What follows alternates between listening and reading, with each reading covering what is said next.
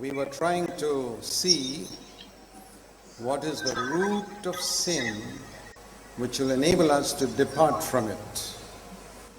పాపం యొక్క మూలం ఏదో దాన్ని తెలుసుకుని దాని యొద్ద నుండి మనం దూరంగా వెళ్ళిపోయేటటువంటి విషయాన్ని గురించి మనం తెలుస్తున్నాం.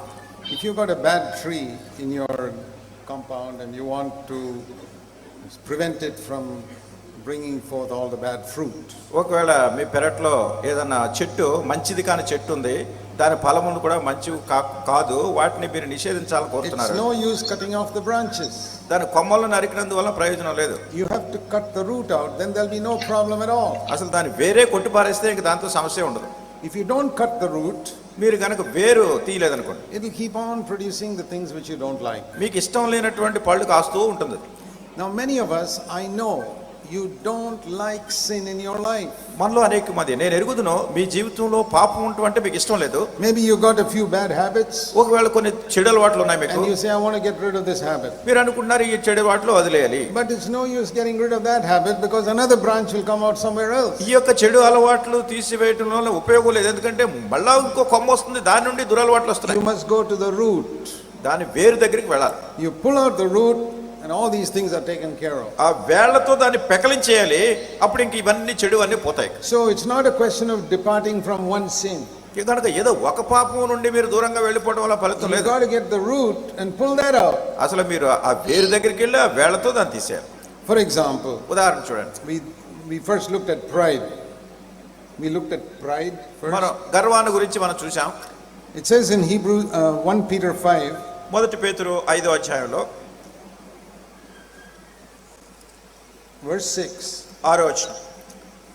you know, because in the previous verse 5 it says God gives grace to the humble. అంతకుముందు 5వ వచనంలో దేవుడు దీనులకు కృప అనుగ్రహించడం చూస్తున్నాం. If God gives grace only to the humble, దేవుడు దీనులకే కృప అనుగ్రహిస్తే what should you do?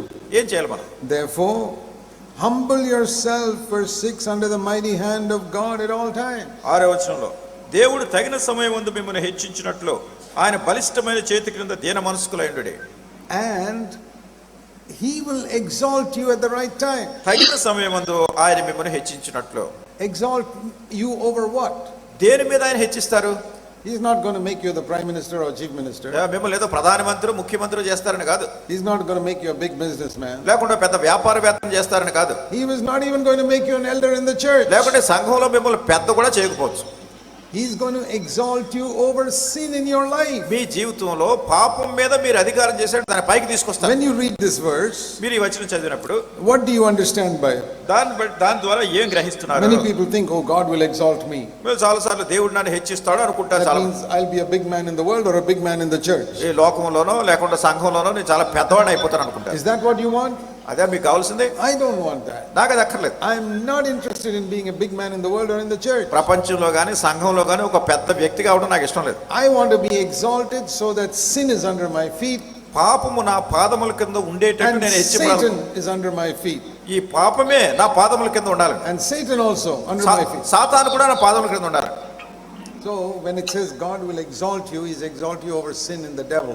మరి దేవుడు మిమ్మల్ని హెచ్చిస్తాడు అంటే మీ కింద పాపమును సాతాను అపవాదిని మీ కాళ్ళ కింద పెడతాడని. See, when you get angry, చూడండి, మన కోపం వచ్చినప్పుడు the devil is sitting on your head. మన తల మీద సాతాను కూర్చుని ఉంటాడు. Yeah, whenever you see a person angry, if you look carefully, you'll see the devil sitting on his head. కోపం వచ్చిన వ్యక్తిని మీరు చాలా నిదానించి తీక్షణంగా చూడండి, తన తల మీద దెయ్యం ఉన్నట్టే ఉంటుంది. You can't see him because he is a spirit. అతడు ఆత్మగా ఉన్నాడు కనుక మీ కంటికి కనపడలేదు.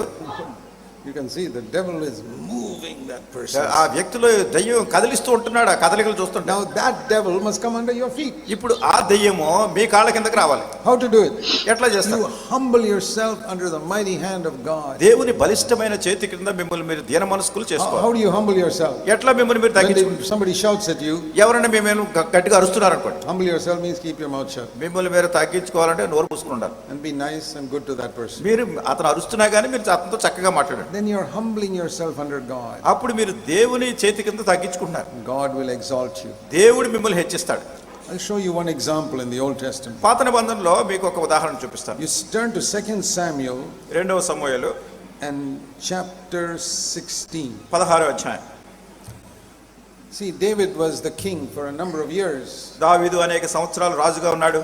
But he had a son called Absalom అయితే who wanted to push his father out and become the king. అతనికి ఒక కుమారుడు ఉన్నాడు అబ్షాలోము అని. అతడు తండ్రిని నెట్టేసి ఆయనే రాజు అయిపోవాలనుకున్నాడు. So one day he collected a lot of people and pushed King David out and started ruling as the king. ఒక రోజు తన చాలా మందిని మనుషులను సమకూర్చుకుని వాళ్ళ నాన్నను వెళ్ళగొట్టేసి తనే పరిపాలన చేయడం ప్రారంభించాడు. David with a few friends had to run for his life. మరి దావీదు తనతో ఉన్న కొద్దిమంది స్నేహితులు ఇంకా ప్రాణాలు చేత పట్టుకుని వాళ్ళు పారిపోతున్నారు. Because his son wanted to kill him. ఎందుకంటే తన కుమారుడిని చంపేయాలనుకున్నాడు. So while David was running away, దావీదు ఇట్లా పారిపోతున్నప్పుడు there was an old relative of the old king Saul, పాత రాజు అయినటువంటి సౌలుకు పాత బంధువుకు ఆయన ఉన్నాడు. who was very angry with David for having replaced Saul as the king. మరి సౌలుకు బదులుగా దావీదు రాజుగా వచ్చినందువలన దావీదు మీద చాలా కోపం ఉంది ఆయనకి. So that relative's name was Shimei. మరి ఆ బంధువు పేరు షిమి. He was very happy. Now David is being kicked out. ఇప్పుడు దావీదుని తన్ని తరిమేశారని చాలా సంతోషంగా ఉన్నాడు. So he went and met David. గనుక వెళ్ళి అక్కడ దావీదుని కలుసుకున్నాడు. And we read in 2 Samuel 16, రెండవ సమూయేలు 16వ అధ్యాయం verse 5, 5వ వచనంలో, that when David came out, this man from the house of Saul called Shimei continually cursed him. దావీదు రాజు వస్తున్నప్పుడు సౌలు కుటుంబీకుడు షిమి అతను ఎడతెగక అతన్ని శపిస్తున్నాడు. He kept on cursing him, calling him all types of bad names. అన్ని రకాల చెడు పేర్లు పెట్టి శపిస్తూ వస్తున్నాడు. And verse 6, he threw stones at David. 6వ వచనంలో చూస్తే దావీదు మీద రాళ్ళు విసురుతున్నాడు.